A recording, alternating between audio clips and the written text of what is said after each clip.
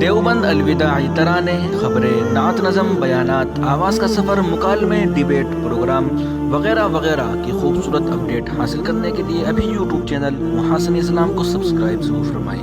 Bell icon پر click کرنے سے آپ کو ویڈیو بر وقت مل جائے گی۔ السلام علیکم ورحمۃ اللہ وبرکاتہ۔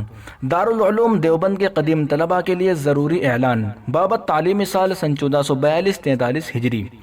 تمام طلباء قدیم دارالعلوم دیوبند کو مطلع کیا جاتا ہے کہ مورخہ 18 رجب سن 1442 ہجری مطابق 3 مارچ 2021 کو دارالعلوم کی طرف سے صرف قدیم طلباء کو 10 شوال المکرم سن 1442 ہجری کو حاضر ہونے کے سلسلے میں ہدایات جاری کی گئی تھی، لیکن اب ملک میں کورونا کی وجہ سے بگڑتے ہوئے حالات کے پیش نظر حکومت نے اسکولوں کو بند کر دیا ہے۔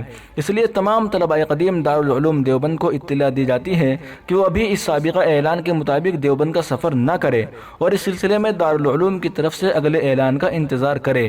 حالات کو سامنے رکھتے ہوئے آئندہ نئے تعلیمی سال میں آغاز تعلیم کے سلسلے میں دوبارہ اعلان کیا جائے گا، اس کے بعد ہی دیوبند کا سفر کریں۔